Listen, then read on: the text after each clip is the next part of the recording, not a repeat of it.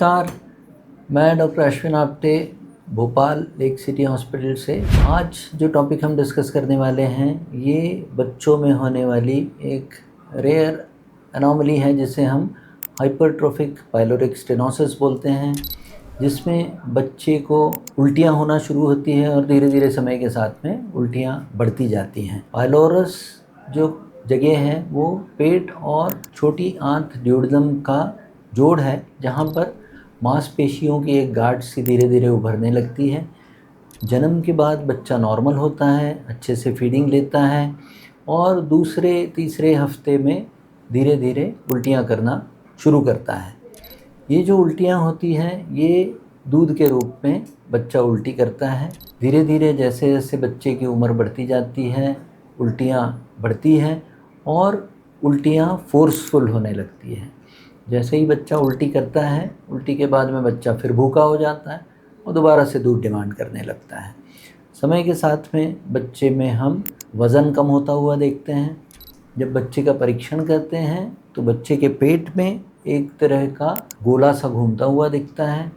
पेट में एक स्टमक की मसल का मूवमेंट दिखता है जो कि लेफ़्ट से होकर राइट साइड की तरफ जाता है। इसे हम विजिबल पेरिस्टाल्सिस बोलते हैं। विजिबल पेरिस्टाल्सिस साथ में फोर्सफुल वॉमिटिंग जिसे कि प्रोजेक्टाइल वॉमिटिंग कहते हैं।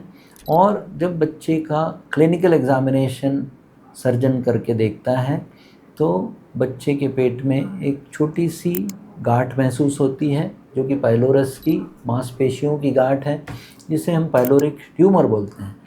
ट्यूमर यहाँ पर एक मिसनॉमर है क्योंकि इस ट्यूमर से कैंसर का लक्षण नहीं है। किसी भी तरह के गांठ को मेडिकल टर्मिनोलॉजी में हम लोग ट्यूमर बोलते हैं। तो ये जो पाइलोरिक ट्यूमर रहता है ये पेट के कंटेंट्स को रोकता है छोटी आंत में बढ़ने से और पलट के उल्टी के रूप में वो कंटेंट जो है दूध बाहर आता है, जो कि फोर्सफुल होता है क्योंकि समय के साथ में धीरे धीरे पेट की मांसपेशियां भी बढ़ने लगती है और जो वॉमिटिंग होती है वो फोर्सफुल होती है। तो बच्चे में प्रोजेक्टाइल वॉमिटिंग, विजिबल पेरिस्टाल्सिस और पाइलोरिक ट्यूमर जो कि हम पैल्पेट कर पाते हैं, ये तीन लक्षणों में हाइपरट्रोफिक पाइलोरिक स्टेनोसिस की जानकारी हमें मिलती है। जो परीक्षण हम करवाते हैं, एक्सरे में पेट का फूलापन हमें दिखता है।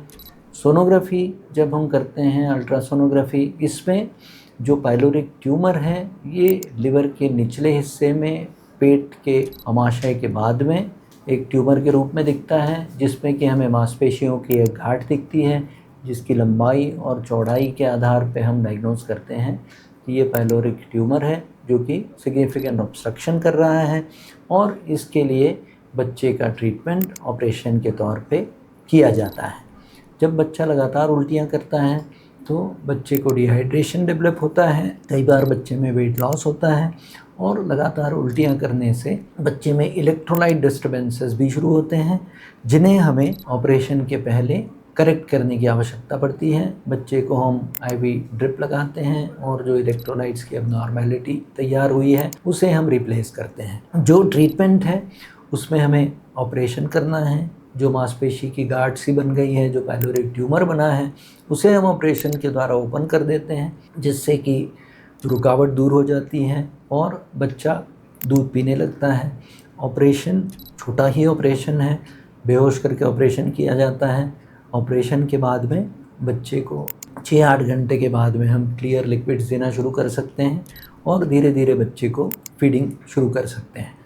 बच्चे की रिकवरी फास्ट होती है। दूसरे तीसरे दिन के बाद में हम बच्चे को पूरी फीड देने की शुरुआत कर सकते हैं और रिकवरी के साथ में बच्चे को डिस्चार्ज किया जा सकता है। ये जो पाइलोरिक स्टेनोसिस की विकृति है ये रेयर है। अक्सर हम जिन बच्चों में देखते हैं वो फर्स्ट बॉर्न मेल चाइल्ड रहता है, लड़कों में ज़्यादा कॉमनली होती है और पहले बच्चे में इसकी फ्रीक्वेंसी ज़्यादा कॉमन है।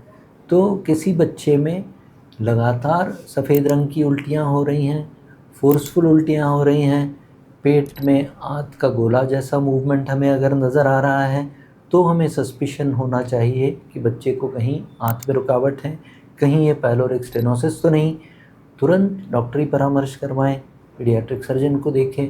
जांचें करवाने के बाद हम इस डायग्नोसिस पे पहुंच के ये निष्कर्ष ले सकते हैं कि बच्चे का ट्रीटमेंट ऑपरेशन के द्वारा पूरी तरीके से संभव है। पीडियाट्रिक सर्जन और पीडियाट्रिशियंस की टीम में बच्चा सेफ हैंड्स में रहता है, किसी तरह का खतरा नहीं रहता। बेहोशी और ऑपरेशन की प्रक्रिया से भी हमें घबराने की आवश्यकता नहीं है। समय पर परीक्षण करवाएं, ज़रूरत पड़ने पर ऑपरेशन करवाएं और ऑपरेशन करने से ना घबराएं।